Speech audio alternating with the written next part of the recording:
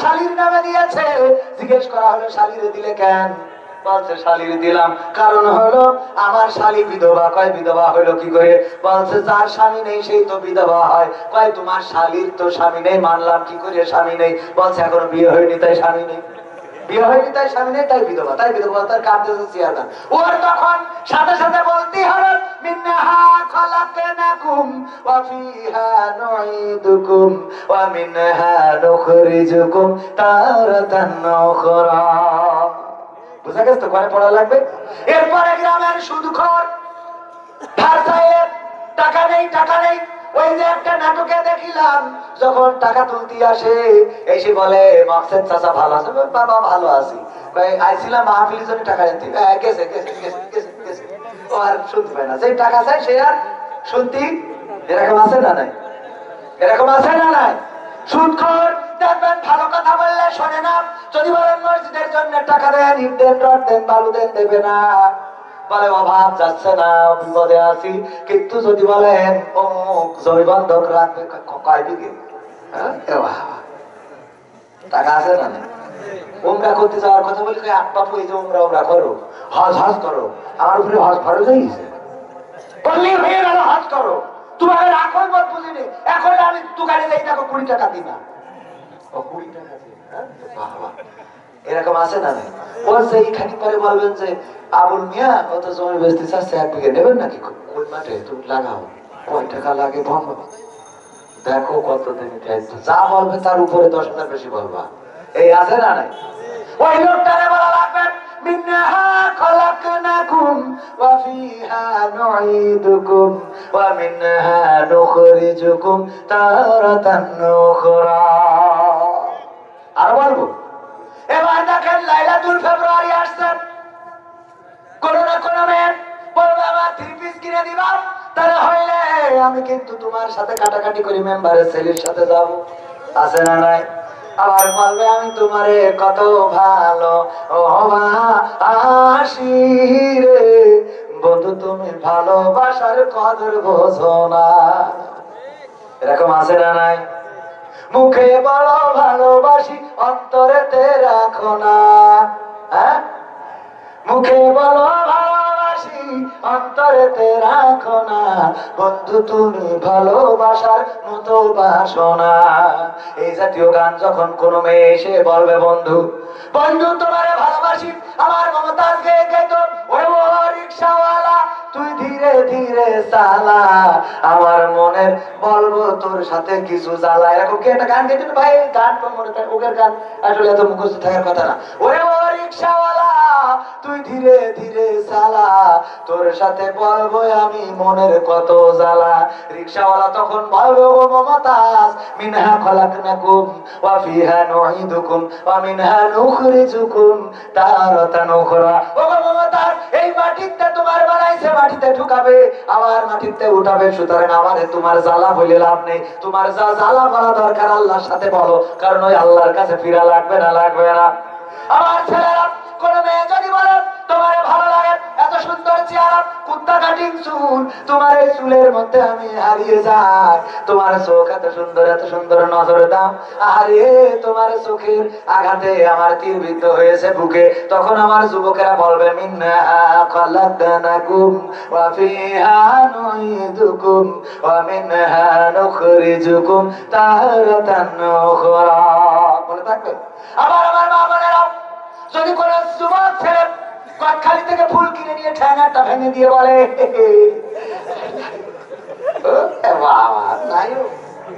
আবার camera ready করে রাখেন, টিকটক আর ওই মেয়েও পেয়ে বগল বাজায়, আরে আল্লাহ খেলা হবে। আছে না? এই কথা যখন কোন ছেলে বলবে আমার বোনেরা বলবে মিনহা খলাকনাকুম ওয়া ফিহা নুঈদুকুম ওয়া মিনহা নুখরিজুকুম তারাতান উখরা। ও আল্লাহর বান্দা এই মাটিতে তোমার বানাইছে, মাটিতে ঢুকাবে আবার একদিন এই মাটি থেকে তোমারে জীবন্ত করে উঠাবে, সুতরাং দয়া করে আমারে ভালোবাসার প্রস্তাব দিও না। যদি পারো তোমার আব্বারে পাঠাও, আমার বাড়িতে প্রস্তাব পাঠাও, বিয়ে করা যায় আছে না নাই? পুরুষরা বিয়ে করবে কয়টা? ওরে চারটা কি ঝুলি বলল রে, আর যারা মাহফিলে এসে মাহফিলেরা পর্দার অন্তরালে আসে বাড়ি গেলে যদি আপনাদের অশান্তি বাদে আমি দায়ী না, আমি দায়ী, আমার দোষ না। চারটা আল্লাহ বলেছে 2, 3 অথবা 4, 2 দিয়ে শুরু করেছে, কিন্তু বলেছে যদি ইনসাফ করতে না পারো একজনে সন্তুষ্ট থাকো। সুবহানাল্লাহ। ইনসাফ করতে পারবেন আপনারা? নিশ্চিত পারবেন। পারা যেমন তেমন এক মুরব্বী হজ করতে যাওয়ার টাকা নেই, তো নিয়ত করেছে যে হজ তো করতে পারবো না, তা কি করে হুজুর কাছে হুজুরের বলছে হুজুর আমার তো হজ তো আমার টাকা নেই, তা কি করবো? বলছে তুমি জুম্মার দিন ফার্স্টে মসজিদে যাবা, তাই তোমার একটা কবুল হজের সওয়াব হয়ে যাবে। ও পরে জুমায় গেছে যে এই শুক্রবারে, যে দেখে আর এক মুরব্বী বসে, মিজাজ গেছ খারাপ হয়ে আসলাম আবার আর এক সপ্তাহ হায়াত পাবো কি পাবো না এর তো কোনো গ্যারান্টি আছে? চোখের পলকে তুমি হতে পারো লাশ, চিরতরে বন্ধ হবে তোমারই নিঃশ্বাস, হবে আলাম তোমারই নাম মসজিদের মাইকে, হবে আলাম তোমারই নাম মসজিদের মাইকে, বাড়িওয়ালা নাহি রে বাড়ি নাই রে দুনিয়াতে, বাড়িওয়ালা নাহি রে বাড়ি নাই রে দুনিয়াতে, বাড়িওয়ালা নাই রে বাড়ি নাই রে দুনিয়াতে, বাড়িওয়ালা নাই রে বাড়ি নাই রে দুনিয়াতে। শুনেছেন না শোনেন নাই? এই গানটা যিনি লিখেছেন গীতিকারের নাম জনাব আব্দুল কাদির হাওলাদার রাহিমাহুল্লাহ। আজ 4 দিন হয়ে গেল তিনি ইন্তেকাল করেছেন, কবর দেশের বাসিন্দা হয়ে গেছেন।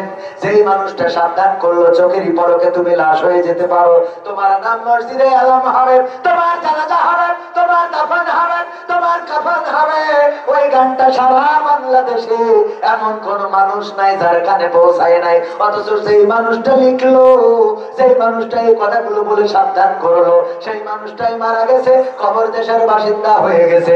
আল্লাহ তার কবরটারে জান্নাতের বাগান বানাইয়া দিন, বলেন আমিন।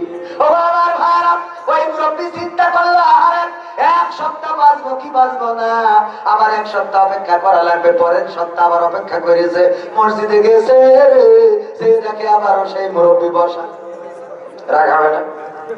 এরপরে চিন্তা করলো 1 কাজ 3 বার করে দেখবো তাতে যা হয় হবে। 3য় সপ্তাহ সে দেখে তাও ওই মুরব্বী বসা, ওর মিজাজের খারাপ হয়ে, এই মুরব্বী তোমার বাড়ি কোনো কাজ কাম নেই, শুক্রবার হলেই তোমার আগে এসে বসে থাকা লাগে তোমার, তাও আছে কেন? সরকারি বলছে আমি গরিব মানুষ, হজে যেতে পারবো না, এই জন্য হুজুর কাছে ফতোয়া পাইছি যে জুম্মার দিন যদি শুক্রবারে আগে আসি তাহলে আল্লাহ একটা কবুল আছে সওয়াব আমার নামে দিয়ে দেবে। তো আমি কবে মারা যাই এই কারণে এই তার না ছিড়ি না ভাই, গরিব মানুষেরা তো এখন আমি গরিব মানুষ, কবে মারা যায় না যায়, হায়াত কখন শেষ হয়ে যায়, 3 সপ্তাহ ধরে চেষ্টা করতেছি। আমি এসে দেখি তুমি বসে আছো, এসে দেখি তোমার সমস্যা নেই, তোমার খুব দরকার সোয়াবের, বলছে দরকার, বলছে টাকা যখন নেই অসুবিধা নেই, নিকে তো করতে পারো, বলছে এটা পারো, তোমার তাহলে এটা নিকে করো, তোমার কবুল আছে, সোয়াবের রাস্তা হয়ে যাবে। তো ও চিন্তা করেছে এই সপ্তাহের মধ্যে খালি নিকেই করবো, তো ও বুঝে বাজারে আর একটা বিয়ে করেছে, করার পরে পরের জুম্মায় ওই মুরব্বী যেটা আগে বসে থাকতো ও যেই দেখে এই লোক বসে, এই বলছে কি ব্যাপার, তাহলে কি আজকে পয়সা সোয়াব? বলছে বাবা সে কথা বললো না, কে তো বলছে বিয়ে করিয়ে দুটোর গুতরি দিয়ে আমি সে ফজরে আইসে রাখলে বাড়তে দুটোর অঞ্জলায় ফজরে আইসে বসে দিয়ে বসে দিয়ে আমার বাড়ি বাড়ি যাবো না, তাতে সব হয় হোক না হয় না হোক। সাইডে যে বিয়ে করার জন্য ঝুল মারলে যে সাইডে দুটো করলেই তো মসজিদে বেরোতে পারবেন না, 3টে করলে সাড়ে ঘন্টা লাগবে, 4টে করলে মাইক কি টাঙাইতে হবে। কথা কি বুঝা গেছে? কোথায় গেল এমপির আশা? মাইক ভালো থাকবে না থাকবে, ডাল বড় আছে। কোথায় গেল এমপির আশা? কোথায় কাদের কাকা? তাদের ছাড়া দেশটা এখন লাগে ফাঁকা ফাঁকা। পালাবো না, পালাবে না, পালাবে না, যাই না তবু দেখা, পালাবে না, পালাবে না, যাই না তবু দেখা। তাদের ছাড়া দেশটা এখন লাগে ফাঁকা ফাঁকা, ওদের ছাড়া দেশটা এখন লাগে ফাঁকা ফাঁকা। আইন মন্ত্রী আটকে গেল আইনেরই ফাঁকে, দাড়ি ছাড়া দরবেশের ভণ্ড ভণ্ড লাগে আইন মন্ত্রী আটকে গেল আইনেরই ফাঁকে দাড়ি ছাড়া দরবেশের ভণ্ড ভণ্ড লাগে শুনছি কত নেতা নেত্রী খাইতেছে ভাই ডান্ডা বিচারপতি কালামানিকের ফাটিয়েছে আন্ডা পলকের ঝলক গেল পলকের ঝলক গেল থামিয়ে নেটের চাকা তাদের সারা দেশটা এখন লাগে ফাঁকা ফাঁকা ওদের সারা দেশটা এখন লাগে ফাঁকা ফাঁকা কোথায় গেল সংসদেতে মমতাজের গান কই গেল সেই হযরত বলা স্বামী মোসমান কথা কয় না খেলা হবে আসো খেলবো তোমাদের মা বাবা 14 কোটি নিয়ে আসো খেলা হবে বলেছে না বলে নাই কই গেল সেই সংসদেতে মমতাজের গান কোথায় গেল হযরত বলা স্বামী ওসমান ইনু মেনন্দি পুমনি আছে কারাগারে বাপ করিলেও পাপ কখনো ছাড়ে কি আর তারে কোথায় গেল